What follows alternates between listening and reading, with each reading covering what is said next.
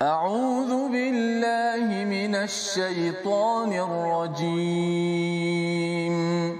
بسم الله الرحمن الرحيم. الحمد لله رب العالمين الرحمن الرحيم مالك يوم الدين إياك نعبد وإياك نستعين اهدنا الصراط المستقيم صراط الذين أنعمت عليهم غير المغضوب عليهم ولا الضالين.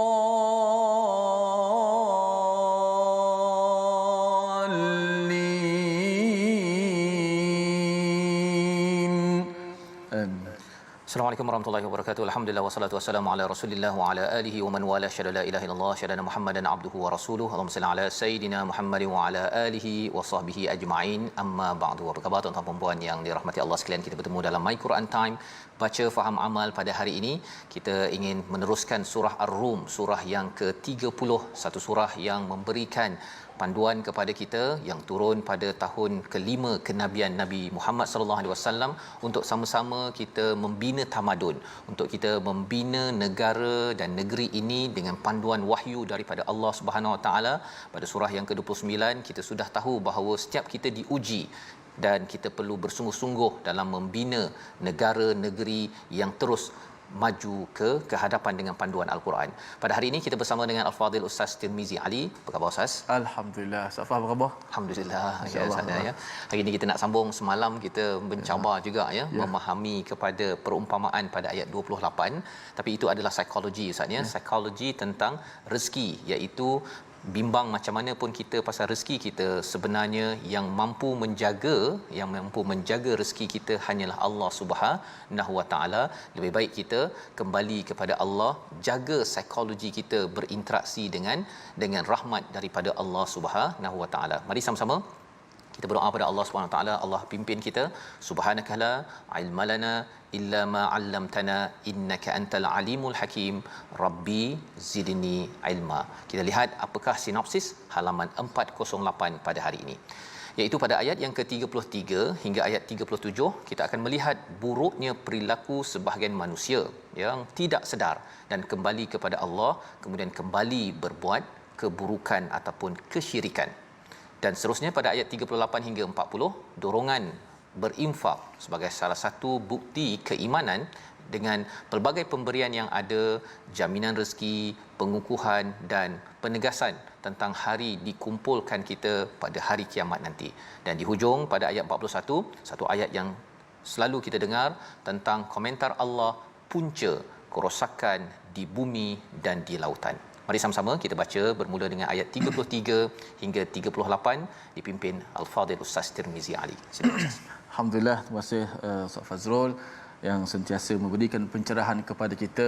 Kadang-kadang saya sendiri tengok ayat ni mencabar bukan kenapa, kerana ialah bagaimana kita kurangnya membaca dari sudut terjemahan dan ilmu, dan bagaimana Ustaz Fazrul nak transferkan dengan bahasa Al-Quran supaya kita dapat mudah faham Al-Quran ni dengan bahasa yang standard, dengan sesuai kemampuan kita.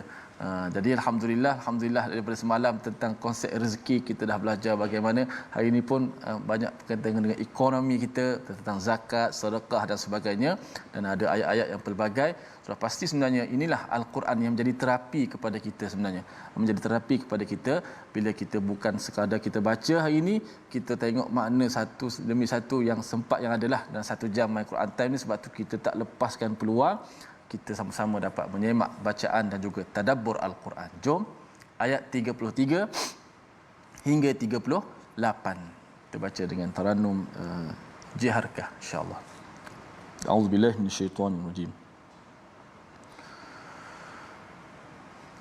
وإذا مس الناس ضر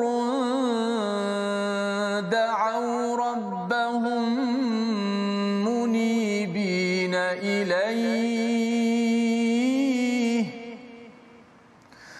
ثم إذا أذاقهم منه رحمة إذا فريق منهم بربهم يشركون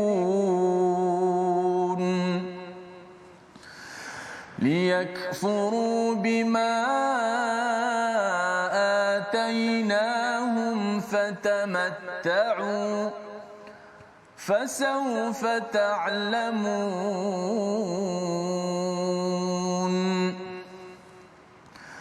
أم أنزلنا عليهم سلطانا فهو يتكلم بما كانوا به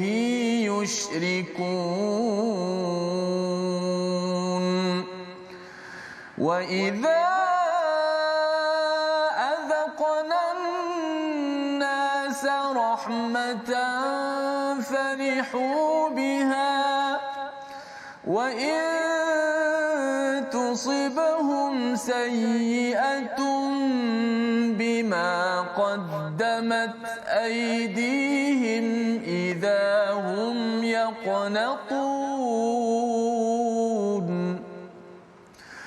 أولم يروا أن الله يبسط الرزق لمن يشاء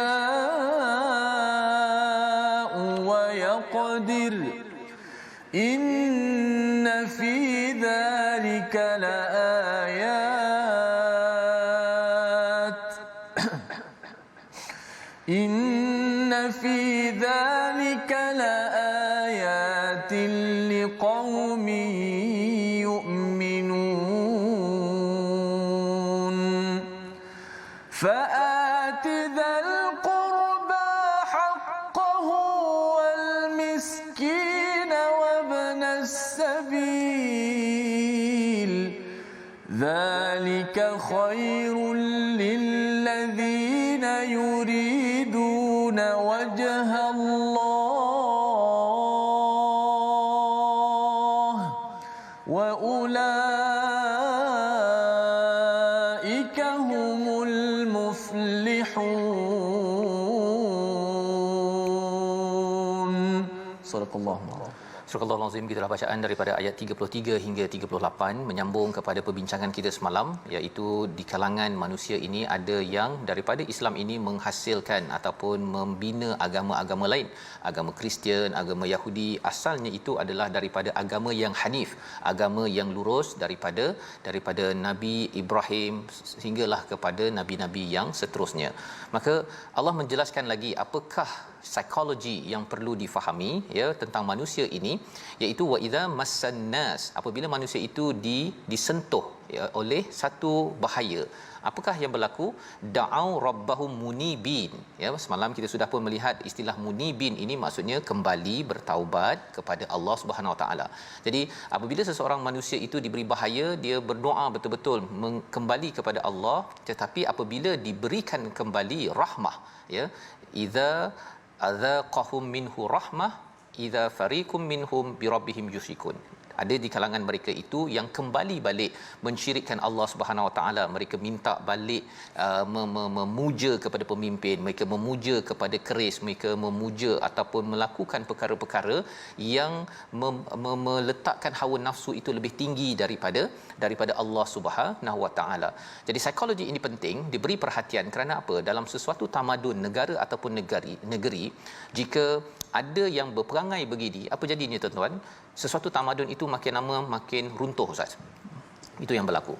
Sesuatu organisasi itu bila dia dah maju dan bila dia ada perangai begini, bila susah dia minta tolong pada Allah betul-betul, tapi bila dia dah senang itu dia dah mula dah kata sayalah yang membina kejayaan ini, seperti Qarun yang merasakan bahawa kerana ilmu indi, ilmu indi ini, kerana ilmu yang ada di sisiku, aku deserve, saya yang berhak mendapat kekayaan daripada Allah Subhanahu Wa Taala.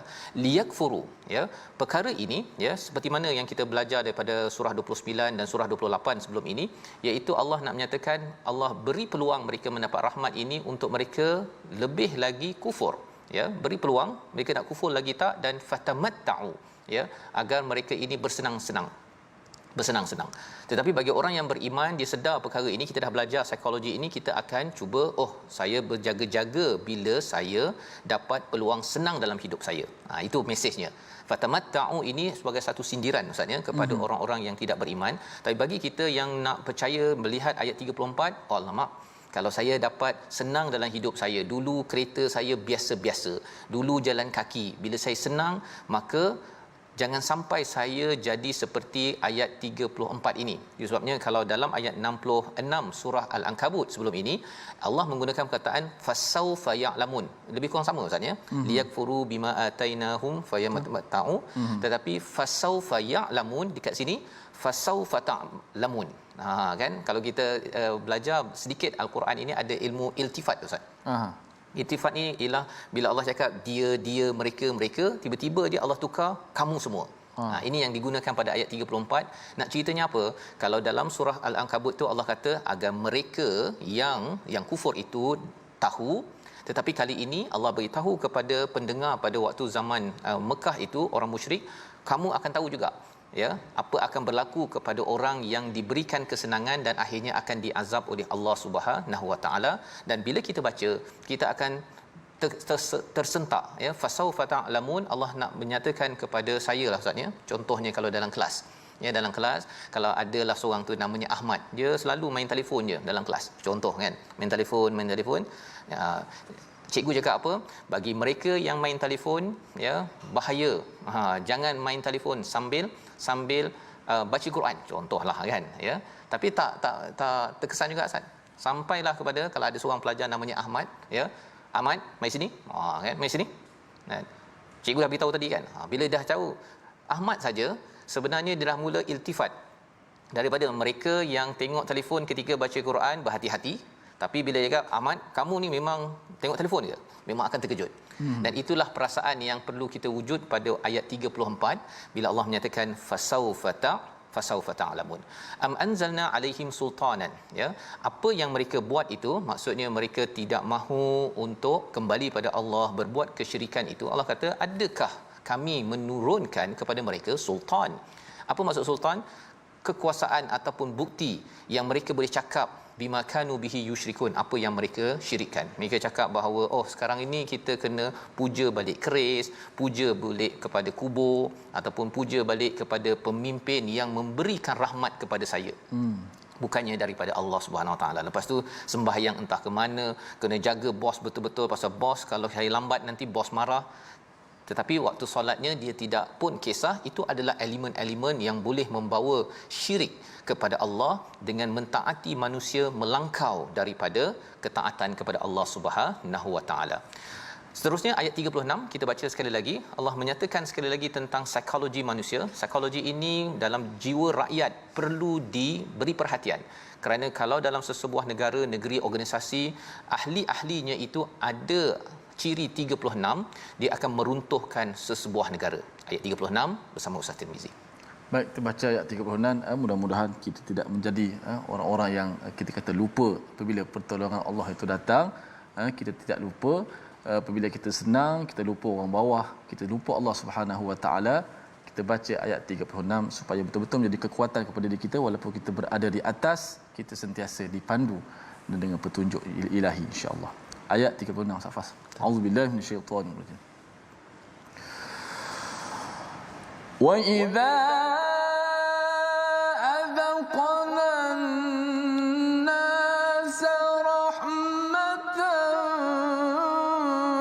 farihu biha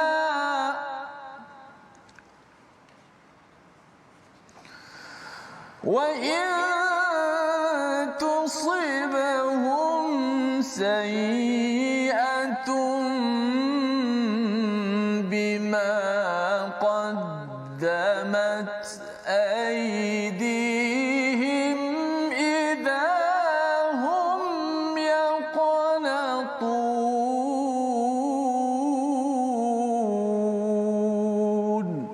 Sadaqallahu. Dan apabila kami memberikan sesuatu rahmat kepada manusia, niscaya mereka gembira dengan rahmat itu. Tetapi apabila mereka ditimpa sesuatu musibah ataupun bahaya kerana kesalahan mereka sendiri, seketika itu mereka yaqnatun, iaitu mereka berputus asa. Bukannya qunut, qanitin yang kita bincang sebelum ini, qaf nun ta, tetapi ini adalah qaf nun ta, ya. Jadi ini apakah psikologinya, bahawa manusia ini bila diberikan rasa rahmat, dapat apa ustaz ni, dapat A, ya, dapat apa lagi, dapat mungkin dia dapat kerja, dia dapat kereta ke, dapat kahwin ke, dapatlah ya sesuatu rahmat daripada Allah, kasih sayang daripada Allah, anugerah Allah, farihu, dia akan bergembira. Bolehkah kita bergembira? Boleh sebenarnya, ya, tetapi jangan gembira yang melampau. Farihu ini dia adalah gembira yang melampau, Ustaz. Yang boleh kita gembira melampau ialah pada al-Quran, ya, bila Allah nyatakan dalam surah Yunus ayat yang ke-58, falyafrahu khair huwa mimma yajma'un, ya, yang itu dibenarkan. Tetapi pada rahmat Allah yang lain, kita tak boleh melampau gembiranya. Wa in tusibhum, dan bila diberikan sayiah, satu rahmah, satu lagi sayiah. Sayiahnya apa? Mungkin grade-nya dapat B. Kalau belajar tu biasa dapat A je, tiba-tiba dia dapat B. Ataupun dia dapat kerja, dapat gaji penuh, sekali kurang sikit kerjanya. Ataupun dia buat sesuatu projek terus berjaya, tetapi kadang-kadang tidak berjaya. Apakah yang berlaku? Allah nyatakan ada manusia yang bima qaddamat aidihim, dengan usaha dengan tangannya itu, idza hum yaqnatun, mereka itu berputus asa. Ini bukanlah ciri orang-orang yang beriman. Kerana ciri orang beriman faham bahawa segala rahmat yang ada, segala keburukan yang ada yang dibuat oleh tangan sendiri itu ada kaitan dengan ayat 37, iaitu awalam yarau annallaha yabsutur rizqa liman yasha. Bukankah Allah, ya, tidakkah kamu memerhati Allah itu melapangkan rezeki pada siapa yang Allah kehendaki, dan Allah mengehadkannya. Jadi bila dapat A itu sebenarnya Allah lapangkan, ustaz, ya. Allah lapangkan dapat A, dan Allah boleh je kata okey dapat B, contohnya kan. Dan bila kita tahu hakikat itu, inna fi dzalika laayatin liqaumin yu'minun, bagi orang yang nak beriman, dia akan serah diri pada Allah. Dia tahu bahawa oh, Allah tarik kaki saya, Allah bagi kaki saya sihat, Allah bagi saya kegembiraan, tapi bagi juga saya kesedihan. Dia tahu bahawa Allah melapangkan dan Allah mengehadkan segala anugerah-anugerah ataupun rahmat daripada Allah Subhanahu Wa Taala. Inilah ubat, ya, inilah ubat pada ayat 37 untuk mengelakkan istilahnya yaqnatun ataupun stres, ustaz. Zaman sekarang ni orang cakap tentang mental sickness, ya, kesakitan mental. Salah satu ubatnya ialah memahami tentang hakikat bahawa punca rahmat itu daripada Allah. Kalau tidak, dia rasakan bahawa alamak, saya punya anak begini, ya, saya punya gaji saya begini, saya ini, dia selalu rasa, dan akhirnya dia berputus asa, kemudian lemah semangat, tak nak makan, istilahnya ustaz, makan tak basah, kan, mandi tak basah, makan tak kenyang, lebih kurang gitulah, ya. Disebabkan apa? Disebabkan terlampau memikirkan. Itu adalah normal, ya, memikirkan, tapi jangan sampai terlepas daripada panduan daripada ayat yang ke-37. Membawa kepada perkataan pilihan kita pada hari ini, kita saksikan qanita, iaitu kecewa ataupun berputus asa, 6 kali disebut di dalam al-Quran, dan inilah yang kita perhatikan sebentar tadi pada ayat yang ke-36. Dan nanti kita akan lihat kepada ayat 38. Bila kita dah faham tentang Allah melapangkan, Allah mengehadkan, bagaimana nak menguruskan kecewa, putus asa, depres di dalam kehidupan ini, Allah sambung lagi pada ayat yang ke-38. Salah satu aktivitinya ialah sibukkan diri dengan memberi kepada orang-orang yang berhak. Kita akan sama-sama saksikan, ya, berkongsi apakah isinya, tapi kita baca dahulu ayat 38 sekali lagi untuk mengingatkan kita, beritahu kepada rakan-rakan kita, ini adalah ubat bagaimana untuk mengubat yaqnatun dalam sebuah negara ataupun sebuah negeri. Bersama Ustaz Tirmizi. Ayat 38. Auzubillahi minasyaitanir. فآت ذا القربى حقه والمسكين وابن السبيل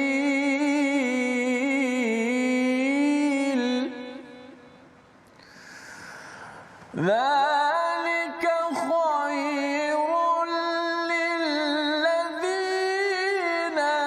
يريدون وجه الله وأولئك هم المفلحون.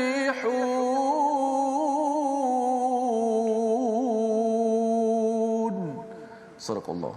Maka berikanlah haknya kepada keluarga terdekat, juga kepada orang miskin dan orang-orang yang dalam perjalanan. Pemberian yang demikian adalah baik bagi orang yang bertujuan memperoleh keredaan daripada Allah Subhanahu Wa Taala, dan mereka itulah orang-orang yang beruntung. Ini ada beberapa poin penting bagaimana menguruskan yaqnatun, iaitu depress ataupun putus asa ataupun tak bersemangat bila kita menghadapi cabaran-cabaran rahmat yang terhad. Bila Allah mengehadkan wa yaqdir, kita akan cuba tengok yang pertama apa, berikan kepada kaum kerabat, ya, kepada ahli keluarga kita, mak ayah kita ataupun kepada pasangan kita, kepada anak kita, haqqahu, ya, bukannya malaka ataupun malah, ya, iaitu bukannya harta kita tetapi hak mereka. Apa maksud hak mereka itu? Hak mereka itu mungkin dari segi nafkahnya, dari segi duitnya, dari segi bantuannya, berikan kepada kaum kerabat kita. Cek dahulu nafkah sudah okey ke tak okey. Kemudian kepada orang yang ada masalah ekonomi, namanya miskin, dan kemudian orang yang berada dalam masalah ketika travel, ketika berjalan, ya, mungkin orang daripada luar negara, daripada Kuala Lumpur nak pergi Kelantan, ada masalah keuangan dan sebagainya. Orang-orang ini kalau kita beri bantuan, ini akan menyebabkan apa? Kita akan terjauh daripada perkataan ataupun istilahnya depression ataupun putus asa dalam hidup kita. Ini adalah ubatnya, dan Allah menyatakan ini lebih baik, ya, lilladzina yuriduna wajhallah, ya, bagi orang yang mengharapkan redha Allah. Ini adalah formula yang lebih baik, sehingga kan Allah kata mereka berjaya, dan akhirnya ini juga menjadi formula membina tamadun yang berjaya, kerana Allah sentiasa memerhati kepada rakyat, kepada manusia yang berakhlak, dengan ayat 38. Kita berhenti sebentar, My Quran Time, baca faham amal, insya-Allah. Insya-Allah.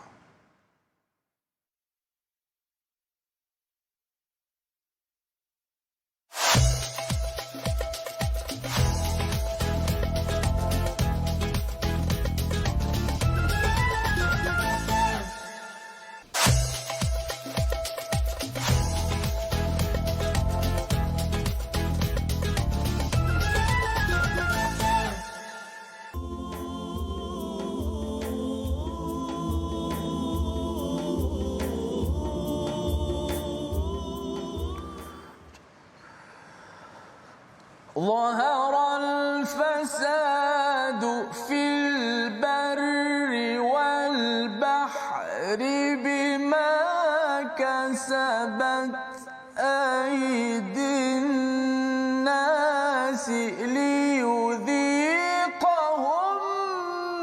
بعض الذي عملوا لعلهم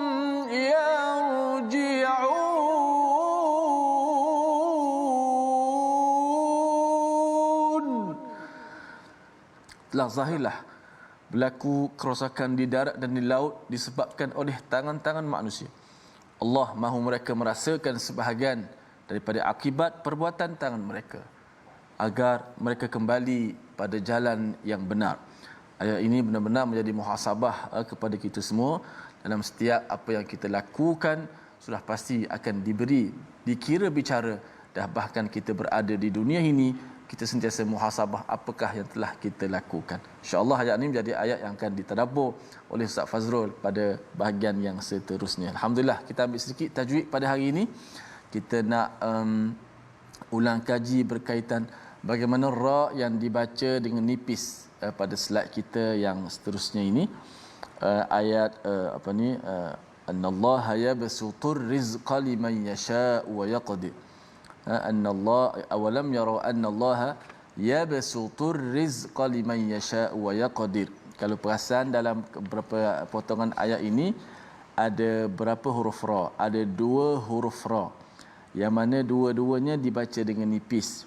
Yang pertama kerana huruf ra itu berbaris di bawah, yabsuturri, satu, yabsutur rizqa.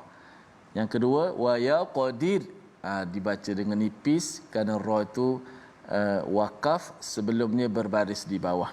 Walaupun ra tu wa yaqdiru, ra tu berbaris di depan. Kalau kita baca sambung, wa yaqdiru, tebalah hukum dia. Tapi bila nipis dah tak tengok dah baris ra tu, tengok sebelumnya. Kalau baris bawah, hukum dia dibaca tarqiq, baca nipis. Okey, jom kita praktikalkan. Yabsutur rizqa liman yasha'u wa yaqdir. Yang pertama ra yang bersabdu tu, yabsuturri, yabsuturri. Ra itu dibaca dengan baris bawah. Dan yang kedua ra yang berada di hujung, kerana sebab kita wakaf, kita matikan ra dan sebelum tu baris bawah. Wa yaqdir, wa yaqdir, itu contoh bacaan nipis.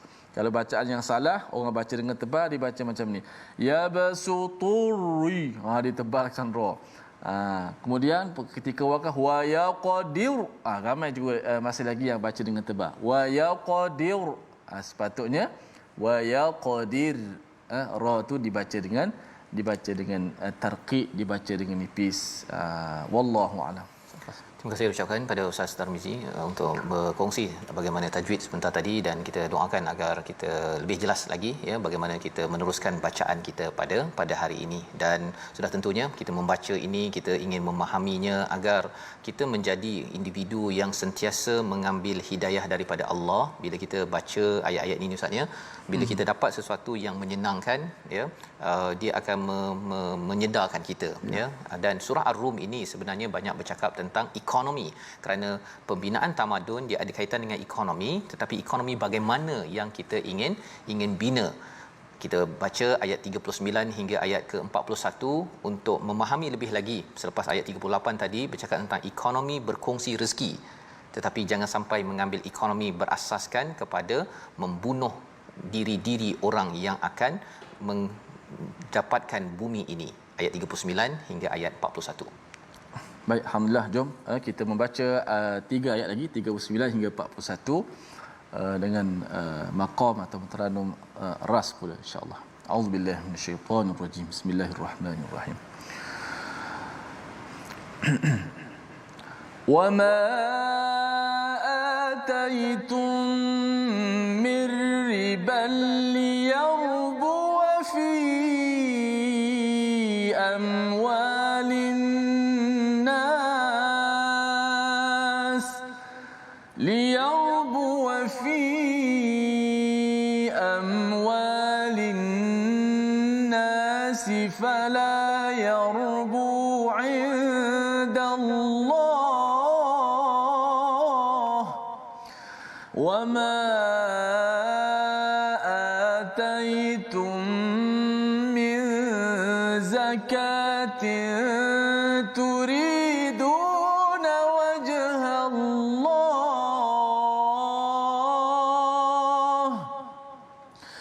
فأولئك هم المضعفون.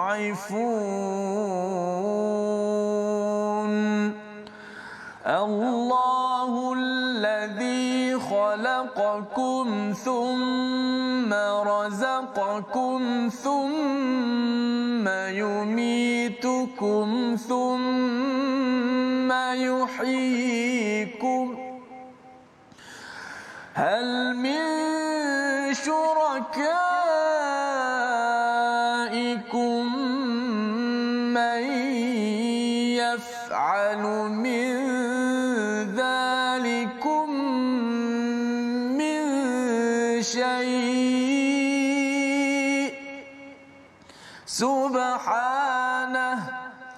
سبحانه وتعالى عما يشركون. ظهر الفساد في البر والبحر بما كسبت أيدي الناس liyudhiqahum ba'dalladhi 'amilu la'allahum yarji'un.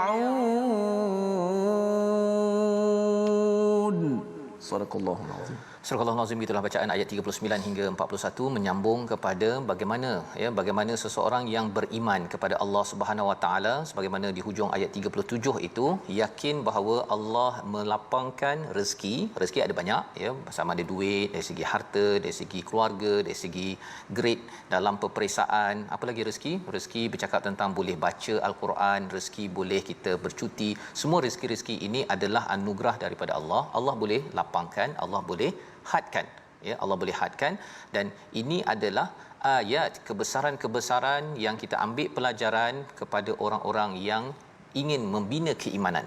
Orang yang tak beriman, dia merasakan bahawa rezekinya itu ataupun kejayaan dalam bisnes, dalam kekayaannya itu adalah miliknya, dia yang berhak mendapatnya. Kesan cara berfikir daripada ayat 37 ini menyebabkan kita berkongsi dengan mereka yang berhak, dan istilahnya istilah haqqahu, harta kita Ustaz, Allah tak cakap malak, tetapi hak mereka. Hak mereka itu adalah kaum kerabat. Satu, kaum kerabat itu kaum keluarga kita, tetapi juga diterjemahkan sebagai jiran-jiran dekat kita. Jadi itu menunjukkan dalam satu negara-negeri kita amat prihatin dengan kejiranan kita, orang-orang dekat kita, kawan dekat kita. Kita akan cuba berkongsi hak yang mereka ada. Kalau kita cakap berkongsi hak pun tak sesuai Ustaz, istilahnya memberi hak mereka. Kalau harta kita berkongsi, tapi kalau hak mereka, kita rasa bahawa dalam akaun saya ni ada hak mereka, hak kaum kerabat, saudara saya, kawan saya yang saya ingin sampaikan. Budaya ini adalah budaya orang beriman yang akan membina sesebuah tamadun selain daripada kita mengenal pasti orang yang ada masalah ekonomi. Contohnya baru ni bila banjir Ustaz, ada rumah-rumah yang mungkin terkesan dan perlukan bantuan, maka kita cari mereka dan memberi bantuan kepada mereka. Baik. Jadi Allah menggelarkan orang yang bersifat begini sebagai berjaya, tetapi jangan ambil pada ayat yang ke-39, dan sesuatu riba tambahan yang kamu berikan agar harta manusia bertambah, maka tidak bertambah dalam pandangan Allah Subhanahu Wa Taala. Ini adalah ayat Makkiyah. Tahun kelima kenabian sudah turun ayat yang bercerita tentang riba. Hamka dalam tafsirnya menceritakan kalau kita tolong orang, jangan kita harapkan balasan daripada orang itu. Yang riba di sini dimaksudkan dengan berkembang balasannya daripada orang. Itu satu penafsiran. Tetapi ini juga bercakap tentang riba yang dimaklumi, iaitu bila kita bagi pinjaman kepada seseorang kemudian kita minta dibayar lebih. Itu riba Ustaz, selain daripada kalau orang ambil kredit kad, bayar lebih, selepas itu riba, ataupun tukarkan. Ini adalah hukum yang kita boleh belajar dalam kelas-kelas muamalat bersama dengan tokoh-tokoh yang ada. Tetapi apa nak cerita dekat sini, wama utitu mirribal liyarbuwa fi amwalin nas, iaitu dia tidak akan bertambah. Sebenarnya dia nak cakap pada manusia, sila bagi duit dekat saya akan kembangkan duit anda. Asas kepada riba ni Ustaz, ialah tak payah berusaha tapi duit berkembang. Tapi kalau kita buat bisnes dengan duit yang ada, kita berusaha, dia ada untung rugi, itu adalah biasa. Tetapi riba ini adalah sentiasa mendapat untung. Contohnya ialah kalau simpan dalam satu akaun dalam bank, confirm hujung tahun dapat 3%, itu riba. Confirm, tak pasti, memang dapat. Itu adalah riba. Maka Allah menyatakan apa? Fala yarbu indallah. Sesungguhnya harta-harta yang disimpan ataupun yang terlibat dengan riba ini, dia tidak berkembang. Dia merasakan berkembang, tetapi bagi Allah dia tidak berkembang di sisi Allah. Wa ma utitum min zakah, apa yang telah diberikan daripada zakat, mencari keredaan Allah, itulah yang akan berlipat kali ganda. Jadi ayat 39 ini adalah amat penting Ustaz, sebenarnya dalam sebuah negara. Pasal bila dalam sebuah negeri, kalau katakan orang beli rumah harga 300,000, buat pinjaman dia kena bayar sampai 900,000 ataupun 1 juta. Kita boleh bayangkan lepas 20-30 tahun, rumah itu tidak akan dijual lagi dengan harga 300,000. Betul. Dia akan dijual dengan harga 1 juta. Dan lepas itu dia buat pinjaman lagi 1 juta jadi 3 juta. Jadi 30 tahun lagi rumah itu akan jadi 3 juta. Cuba bayangkan kalau gaji pada tahun 2000, gaji biasa orang dapat 1000. Kan? Kemudian 30 tahun lepas itu, kalau kali 3 sepatutnya 3000, kalau masuk kerja jadi 3000. Tapi bila saya tengok kepada orang-orang yang lebih awal bekerja dulu, dia kerja kilang 1000, jarang kilang sekarang ni terus ada gaji starting 3000. Ya, nak menceritakan apa? Kemungkinan besar untuk orang membeli rumah, contohlah dalam konteks ini, itu adalah amat sukar, dan inilah yang merosakkan sesebuah negara dalam bab ekonomi. Ya, dan di dalam perbincangan riba ini Allah menyatakan bahawa fala yarbu indallah, bahawa tidak berkembang. Jadi sebuah negara ataupun sebuah negeri ataupun sebuah keluarga kalau dibesarkan dengan riba, pinjaman riba, beli TV pakai riba, Ustaz, pasal tak sabar nak dapat TV besar, jadi pergilah ke satu tempat ya, beli, bayar RM1 saja ataupun tak payah bayar tu dapat dapat TV besar. Rupa-rupanya kena bayar sampai 10 tahun. Harga TV mungkinlah 1,500 tapi jadi sampai 10,000 selepas bayar berbulan-bulan tersebut. Jadi perkara ini tuan-tuan, mungkin bagi setengah orang dia kata bahawa saya kena terpaksa disebabkan apa? Saya tak ada duit. Itulah cabaran yang kita kena faham. Sebenarnya riba ini adalah memberi kepuasan jangka masa pendek, tetapi untuk jangka masa panjang ianya amat menekan bagi seseorang dan malah dia merosakkan ekonomi bagi sesebuah negeri ataupun negara. Jadi di situlah sebenarnya kita kembali pada zakat. Zakat adalah alternatif maksudnya. Infak, zakat, ayat infak pada ayat 38 tadi, zakat pada ayat 39. Ini adalah elemen bagaimana untuk membina ekonomi. Telah terbukti dalam sejarah bagaimana dengan riba Yahudi dan diberi alternatif dengan infak dan zakat pada zaman Nabi, umat Islam naik, Ustaz. Ekonomi bagus sampai ber-800 tahun, tetapi bila mula riba masuk balik, maka akhirnya jatuhlah ya kerajaan Islam, termasuk dengan komitmen kepada Al-Quran ataupun hidayah ini sendiri. Ayat 40 adalah satu penerangan kembali balik dalam kegalauan ekonomi yang ada. Macam mana saya nak uruskan ekonomi negara, negeri, keluarga saya? Ayat 40 kita baca sekali lagi. Silakan Ustaz. Baik, kita baca pada ayat yang ke-40. Ada beberapa kali thumma ya, kemudian itu pasti ada tafsiran tersendiri, insya-Allah kita akan belajar. Namun kita baca terlebih dahulu ayat yang ke-40. Auzubillahi minasyaitanir rajim.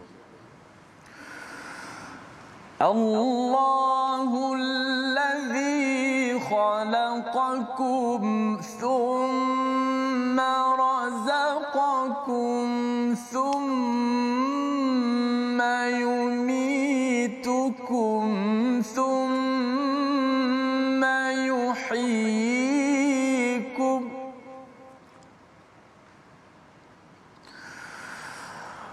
Hal min شركائكم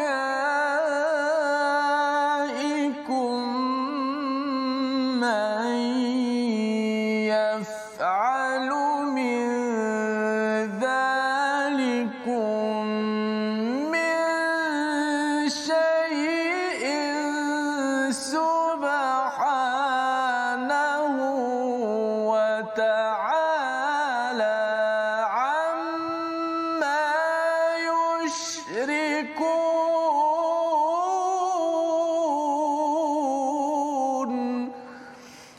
لا إله إلا الله.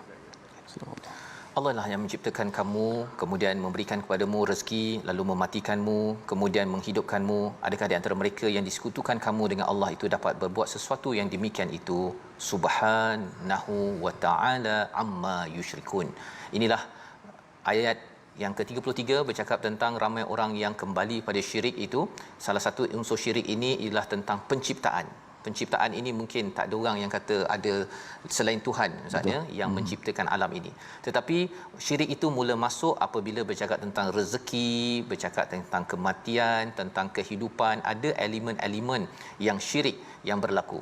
Jadi bila kita faham bahawa sebenarnya yang menciptakan kita daripada kosong kepada ada ini adalah Allah, kemudian Allah lah yang membekalkan oksigen, tentang alam ini, pelbagai rezeki yang ada, dan juga Allah lah yang mematikan dan kemudian menghidupkan. Nak bercerita tentang hari akhirat, kita perlu ada mindset rezeki yang saya dapat hari ini, adakah bila ditanya di akhirat nanti, saya dimatikan dan kemudian dihidupkan kembali nanti, adakah saya lulus? Ya, adakah saya lulus? Kerana apa? Kalau saya menggunakan sistem riba ataupun saya menggunakan sistem yang tidak diluluskan oleh Allah Subhanahu Wa Taala, maksudnya mengambil syurakaikum, sebenarnya tak ada siapa yang mampu menandingi Allah yang menciptakan, memberi rezeki, mematikan dan juga menghidupkan. Jadi proses itu daripada kosong, kita tak ada apa-apa, kepada hidup di dunia ini sampai ke akhirat ini digambarkan pada awal ayat yang ke-40 untuk kita fikir bersama. Rezeki saya dapat daripada mana, saya gunakan untuk apa, dan adakah ianya boleh menjadi bekalan apabila saya sampai ke akhirat sana. Cara berfikir begini, jika ia melatari kepada sistem ekonomi dalam sesebuah keluarga, negeri dan negara, maka apa kesannya tuan-tuan? Tak ada orang berani ambil rasuah, Ustaz. Tak ada orang yang berani untuk tipu, buat scam, kan? Untuk tipu orang, tipu makcik-makcik, pakai goris dan menang. Kerana apa? Pasal dia tahu bahawa dulu saya tak pandai pun nak tipu orang, kan? Saya semua bergantung pada mak saya dapat bantuan daripada Allah yang menciptakan saya. Allah bagi rezeki, kemudian bila dah pandai sikit tu, mulalah, kan, nak salah guna kuasa, salah guna ilmu. Yang kita doakan, kita jangan jadi kita orang Islam, ya, tetapi amalan-amalannya itu ada amalan syirik, dengan letakkan hawa nafsu sebagai cara berfikir dalam menguruskan kuasa dan juga harta yang ada. Dia bila syirik ini berlaku, Ustaz, ya. Kalau kita tengok dalam kerajaan Turki, bila dia jatuh itu, amalan syirik ini banyak. Orang mula menyembah kepada kubur-kubur, ya, kepada tempat-tempat tertentu, dan cara berfikir yang rosak itu sehingga kan mereka rasakan okey kot kalau kita ambil sikit-sikit. Ya, ambil sikit-sikit bawah meja tu, dia dah cara berfikir itu dia diskaun kepada hukum halal dalam al-Quran, kerana elemen syirik ini dia merosakkan cara berfikir. Dan ini membawa kepada kerosakan. Allah nyatakan zaharal fasadu fil barri wal bahr bima kasabat aydin nas. Kerosakan di darat dan di lautan itu, darat apa kita tengok sekarang, Ustaz, kan, macam banyak tempat-tempat pokok, kan, ya, pokok habis, ya, orang buat rumah, dan ada yang kata sebenarnya rumah ni halal, dia boleh. Tetapi sebenarnya ada tempat tanah tu tak boleh dimajukan juga kerana bima kasabat aydin nas, kerana tangan-tangan manusia yang luluskan. Ya, okey, bolehlah, ya, sebenarnya tempat ini adalah tempat yang tak selamat, tapi disebabkan ada peluang dapat ekstra duit, ya, sign, ya, dengan sign tersebut, maka akhirnya apa? Liyudhiqahum ba'dallazi amilu, Allah berikan beberapa kerosakan-kerosakan, dan akhirnya kita terkesan. Sebenarnya Allah nak suruh kita fikir balik, ya, segala contohnya banjir, Ustaz, ya, ataupun kita bercakap tentang cabaran ekonomi, cabaran sosial yang ada. Allah nak suruh kita kembali pada apa?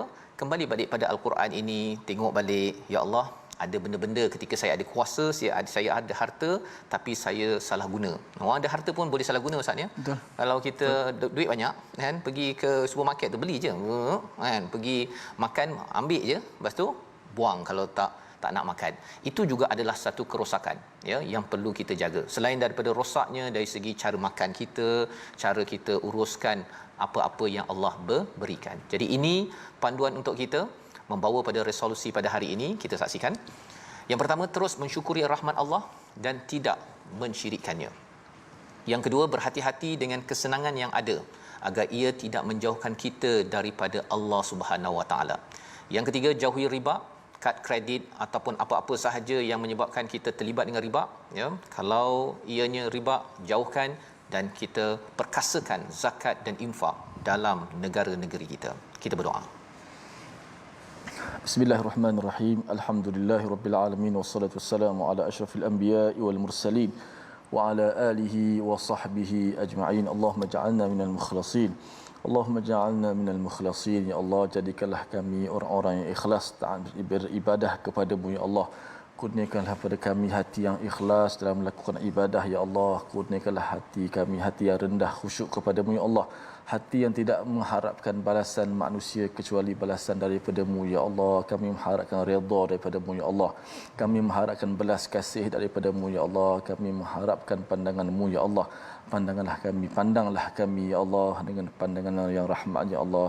Janganlah kau hukum kami di atas kelalaian dan kecuaian tangan-tangan kami ya Allah. Ampunkanlah dosa kami ya Allah. Terimalah akan amal dan taubat kami semua ini ya Allah. Amin ya rabbal alamin.